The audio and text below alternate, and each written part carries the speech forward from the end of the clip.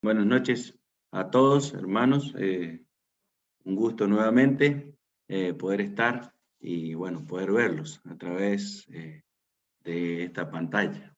Damos gracias al Señor por eso.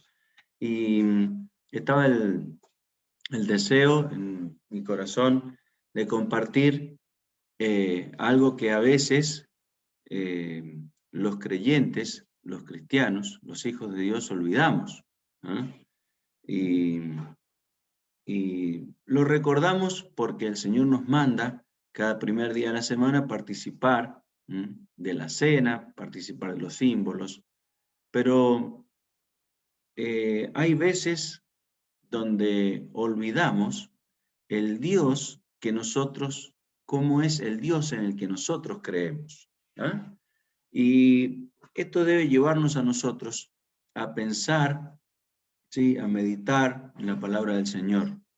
Y en esta noche lo que quisiera compartir con ustedes es que el Dios en que nosotros creemos es santo, santo, santo, ¿sí? Es 3 veces santo. Y cuando nosotros empezamos a ver, a leer en la palabra del Señor y a meditar sobre la santidad de nuestro Dios, nos encontramos con cuán lejos estamos nosotros, sus hijos, de poder alcanzar, de poder comprender la inmensidad de la santidad de nuestro Señor.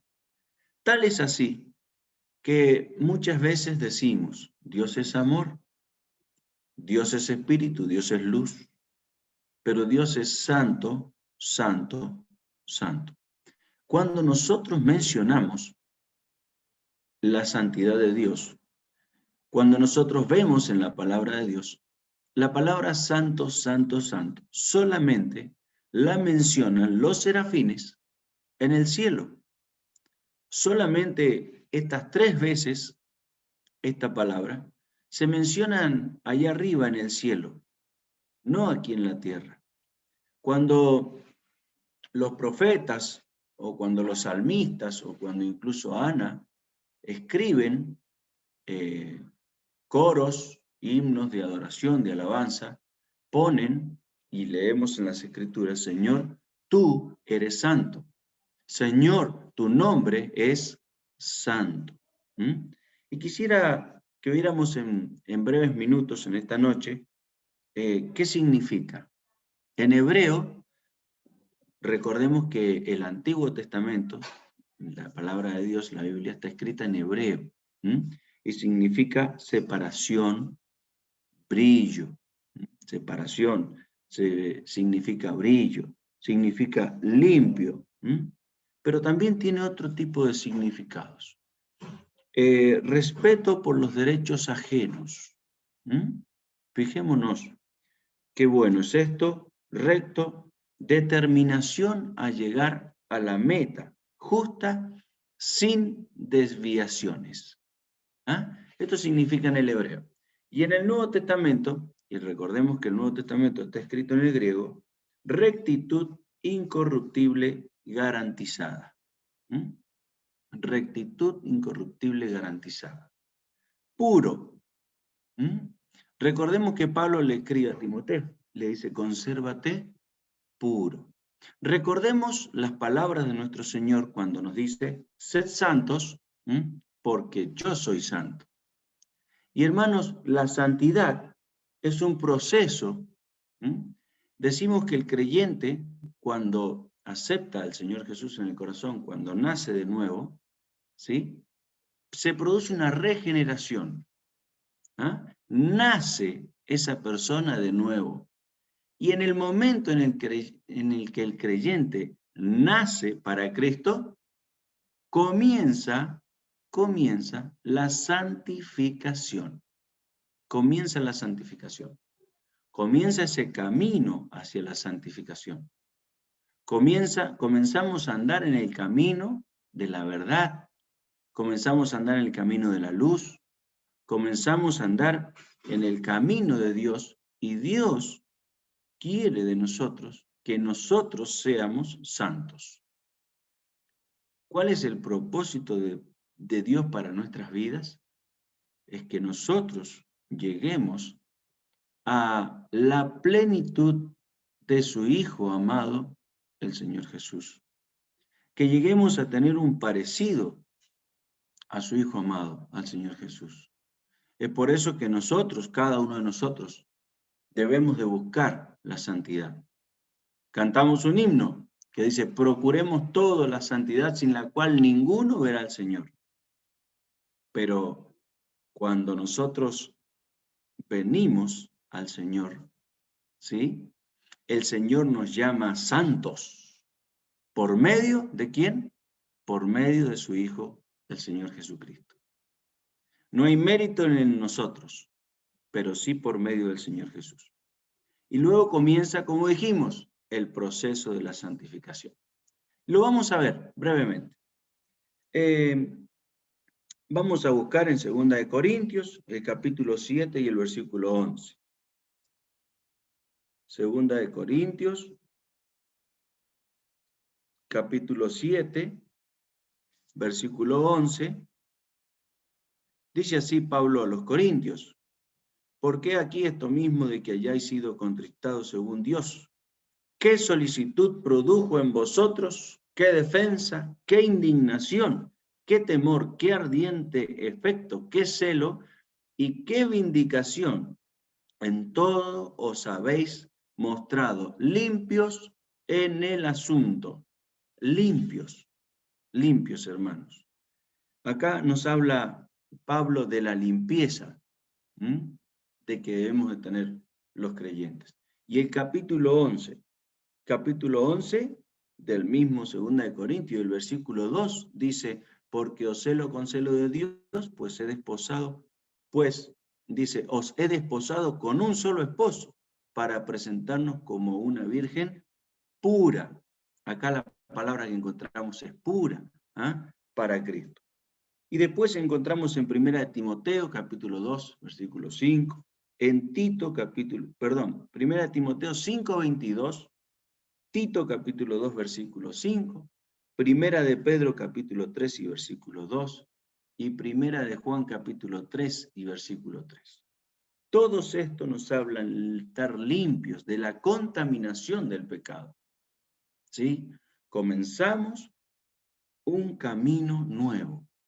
Comenzamos a vivir un camino nuevo, con experiencias nuevas, pero un camino donde debemos de batallar contra las acechanzas del diablo, contra el pecado, contra todo aquello que nos aparta o nos aleja de Dios.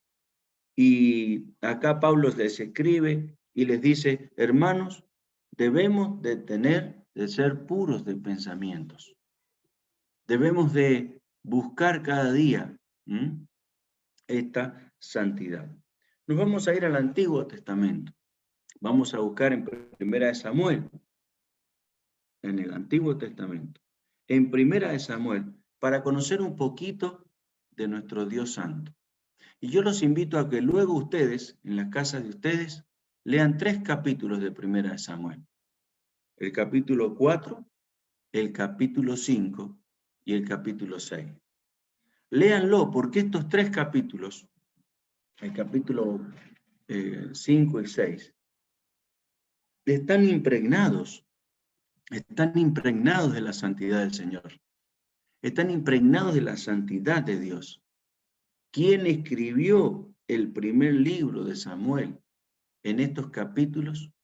Nos quiere mostrar a nosotros y al mundo, por medio de la palabra de Dios, cuán santo es nuestro Dios. Vamos a leer algunos versículos.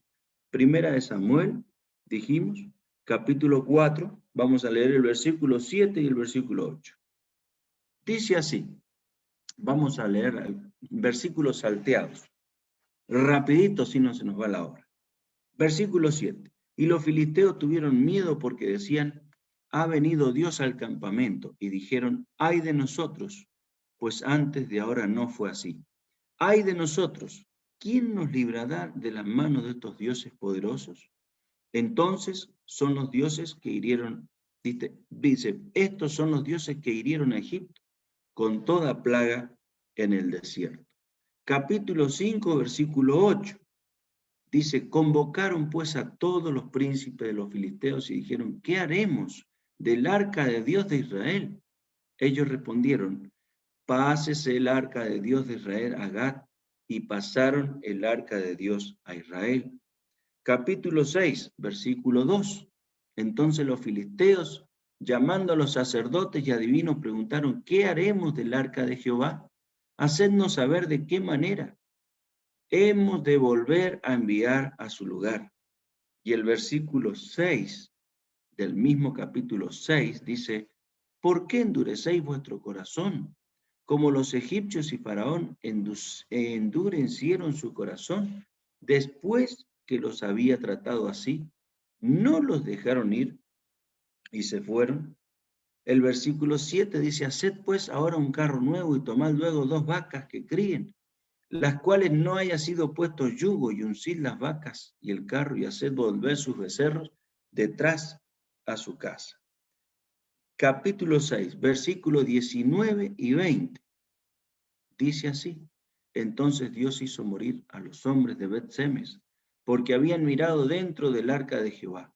Hizo morir del pueblo 50.070 hombres, y lloró el pueblo porque Jehová lo había herido con tan grande mortandad. Y dijeron los de Bet-Semes, ¿quién podrá estar delante de Jehová, el Dios santo?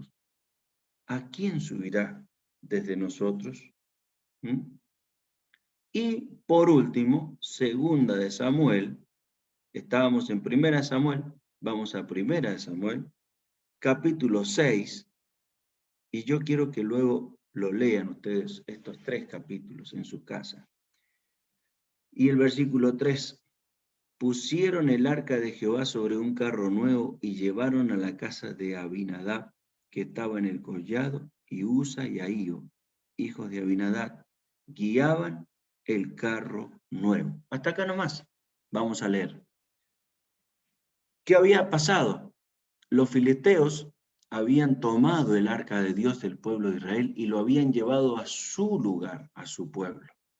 Por eso les digo que es muy importante que ustedes lean estos capítulos en su casa, porque si los leyésemos ahora, tendríamos una gran bendición, pero se nos iría el tiempo. ¿Qué había pasado? Los filisteos tomaron el arca de Dios, la llevaron a su lugar y la pusieron junto a su dios Dagón. ¿Sí? Entonces dijeron los filisteos, este es el Dios que le da la batalla a los israelitas. Este es el Dios que los defiende. Incluso hemos leído un versículo donde reconocen los filisteos que este es el Dios que los sacó de la tierra de Egipto. ¿Cuánto tiempo ha pasado de que el pueblo de Dios fue libre de los egipcios? Y aquí los filisteos, las gentes de afuera, reconocen a este Dios santo, el cual libró al pueblo de Israel de la mano de los egipcios. ¿Sí? Luego dice, se llenan de llagas, se llenan de tumores, se llenan de muerte. ¿Por qué? Porque el arca del Dios santo, el arca del Dios santo del pueblo de Israel, estaba en medio de ellos y Dios los estaba hiriendo con grandes males y gran mortandad. Y que necesitaban cuanto antes sacarse eso de encima, porque les estaba haciendo mal, los estaba perjudicando. La santidad de Dios no es para que el hombre juegue y haga lo que le parezca. Los filisteos pusieron a este arca al lado del dios Dagón, que era el dios de ellos, dios pagano, y resulta ser que cuando entraron al otro día al templo del dios Dagón, encontraron al dios Dagón postrado delante del arca de Dios. Entonces ellos reconocen y se dan cuenta de que el Dios de Israel era más poderoso. Volvieron a parar al dios Dagón y lo volvieron a poner al lado del arca, porque dijeron, ahora vamos a ser invencibles. Porque este Dios es un Dios de batallas, que libera batallas. Este Dios nos va a hacer ganar batallas. Y al otro día, cuando despiertan, se encuentran con su Dios Dagón tirado en el suelo con los brazos y la cabeza cortada. y comienza la destrucción de los filisteos y los pesares y las enfermedades. Y comienzan a trasladar el arca de un lado para otro. Entonces saquémonos el arca encima, llevémosla para allá, y la llevan para allá y allá a otro pueblo. Y a ese pueblo le vuelve a acontecer otro mal, peor. Y otros van y miran dentro del arca. Gravísimo error, gravísimo error.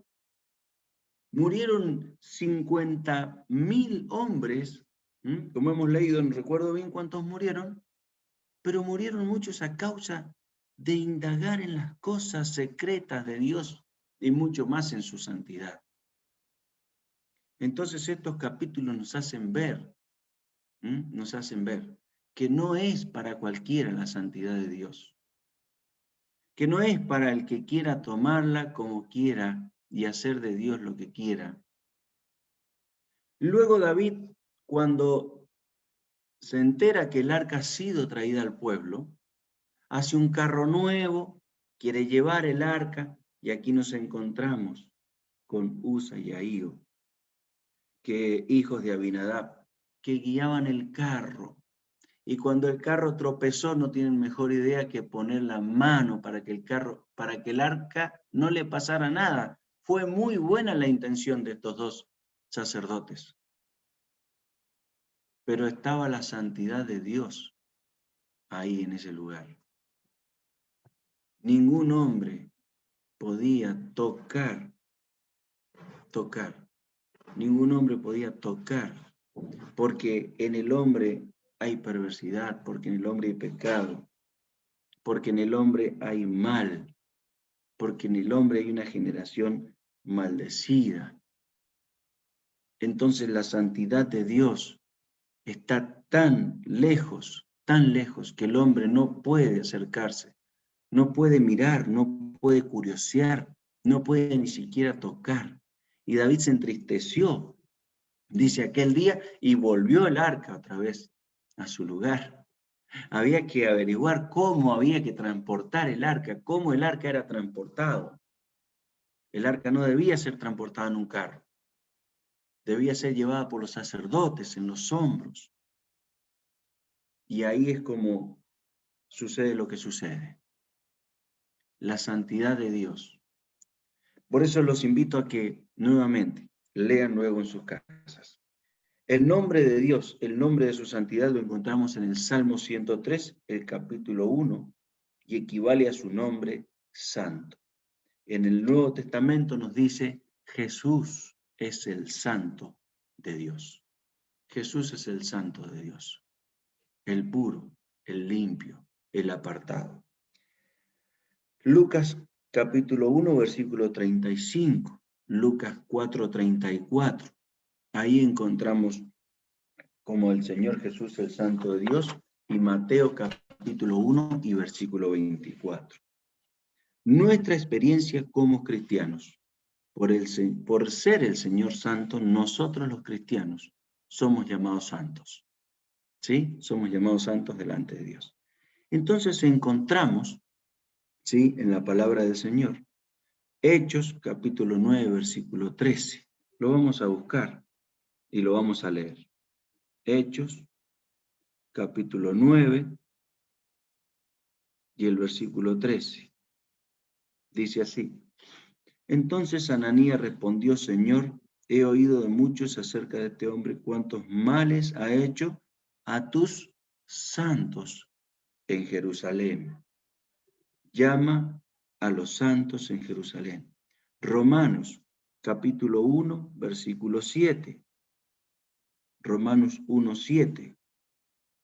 Dice así: A todos los que estáis en Roma, amados de Dios, llamados a ser santos, gracia y paz a vosotros de nuestro Padre y Señor Jesucristo.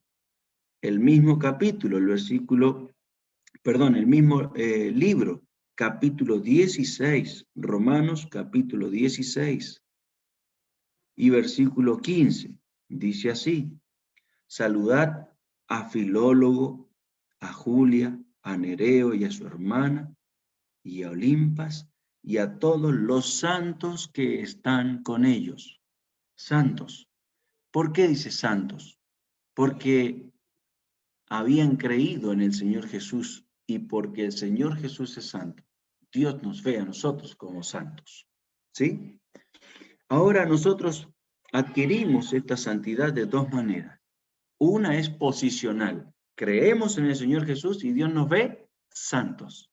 ¿Sí? Nos aparta para Él, Dios. Y otra es la experimental. Nosotros tenemos que experimentar esta santidad. Debe ser experimental y progresiva. ¿Dónde estábamos leyendo? En Romanos, ¿verdad? Romanos, capítulo 8, vamos a buscar. Romanos, capítulo 8, desde el versículo 4, dice, para que la justicia de la ley se cumpliese en nosotros, que no andamos conforme a la carne, sino conforme al Espíritu. Porque los que son de la carne piensan en las cosas de la carne, pero los que son del Espíritu piensan en las cosas del Espíritu. Porque el ocuparse de la carne es muerte, pero el ocuparse del Espíritu es vida y paz. Por cuanto los designios de la carne son enemistad contra Dios, porque no se sujetan a la ley de Dios, ni tampoco pueden. Y los que viven según la carne no pueden agradar a Dios. Mas vosotros no vivís según la carne. Vosotros no vivís según la carne, sino según el Espíritu. Si es que el Espíritu de Dios mora en vosotros, y si alguno no tiene el Espíritu de Cristo, no es de él. Pero si Cristo está en vosotros, el cuerpo en verdad está muerto a causa del pecado, mas el Espíritu vive a causa de la justicia. Gálatas capítulo 5, del versículo 16 al 25, no lo vamos a leer para aquellos hermanos que están anotando. Gálatas 5, del 16 al 25. Colosenses 2, versículos 6 y 7. Primera de Pedro capítulo 1 y versículo 2, para aquellos que están anotando. La santificación es por el Espíritu, no por la ley, no por la ley. Recuerden que dijimos que es experimental. Vamos a experimentar, entonces vamos a pensar en las cosas que son del Espíritu. Tenemos que ser equilibrados, hermanos. No nos vayamos al otro extremo, pero sí dejar de lado las cosas que son de la carne, que son enemistad contra Dios. Esta experiencia nos va a llevar a una santificación. Cuando Pablo escribe las cartas, nosotros después busquemos las cartas. Las cartas, recordemos, están escritas para la iglesia. Entonces busquemos las cartas a los filipenses, la carta a los colosenses, la carta a los gálatas. Y en los primeros capítulos vamos a leer algo que dice Pablo a casi todas estas cartas. Dice a los hermanos que están en Cristo Jesús. A los hermanos santos, amados, que están en Cristo Jesús. ¿Sí? Cuando Pablo escribe así, nos dice a nosotros que estamos en Cristo, nos está diciendo, nos está hablando de nuestra salvación, de aquellos que hemos sido salvos. Hermanos, estamos en Cristo, estamos hablando de nuestra salvación. El Señor Jesús, antes de irse, dice, yo estoy con vosotros todos los días. ¿Cómo? ¿Estamos en Cristo, pero el Señor está con nosotros todos los días? Sí, hermanos, estamos en Cristo, porque hemos sido salvos. Dice, si alguno no está en Cristo, el tal no es de él. Nosotros estamos en Cristo. Cuando Dios nos ve a través de Cristo, estamos en Cristo. Entonces nuestra salvación está asegurada. Por eso es imprescindible oír la voz del Señor y obedecer cuando Él dice, sé santo porque yo soy santo. Y acá tenemos muchos más versículos y mucho más tela para cortar. Pero quisiera que quedara estos pensamientos con nosotros en esta noche y pudiésemos nosotros tener esta experiencia de no hacer aquello, ¿sí? Que no agrada al Señor. No hacer aquello que no agrada al Señor. Recordemos que nuestro Dios, nuestro Señor, es santo, santo, santo. Pero recordemos también cuánto cuidado debo tener yo cuando estas tres palabras fueron pronunciadas en el cielo. En el cielo. ¿Sí? Vamos a ver un poquito más. Un poquito más. La importancia, ¿sí? Del número 3. La importancia del número 3. El Señor es santo, santo, santo. Nos dice también su palabra que el Señor es santo, es amor, ¿sí? Y es espíritu. El Señor Jesús tuvo 3 oficios: profeta, sacerdote y rey. ¿Ah? También encontramos en la palabra que el Señor es el mismo ayer, hoy y por los siglos. La importancia del número 3. El Señor Jesús resucitó al tercer día. Al tercer día. La importancia del número 3. ¿Qué más encontramos? El Señor Jesús fue tentado 3 veces. Y las 3 veces el Señor contestó: escrito está, escrito está, escrito está. La importancia de la trilogía. ¿Sí? Esto se llama, tiene un nombre, a ver si lo encuentro por aquí.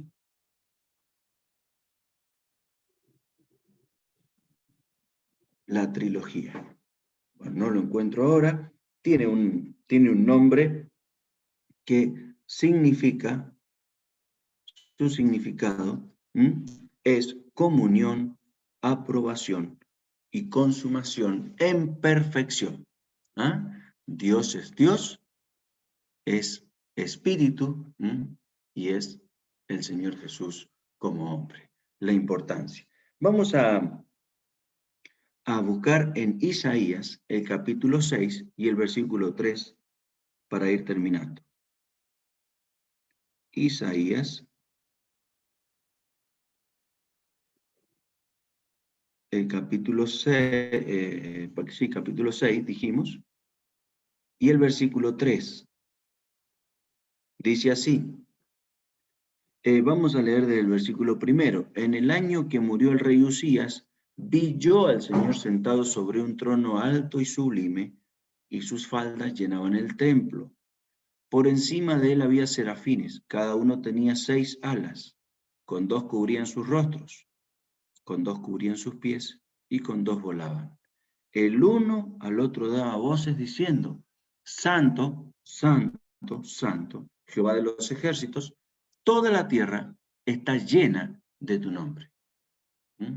¿Dónde es nombrado? En los cielos, en la presencia del mismo Dios. Y fíjense lo que dice el versículo 4 y el 5. Y los quiciales de las puertas se estremecieron con la voz del que clamaba, y la casa se llenó de humo.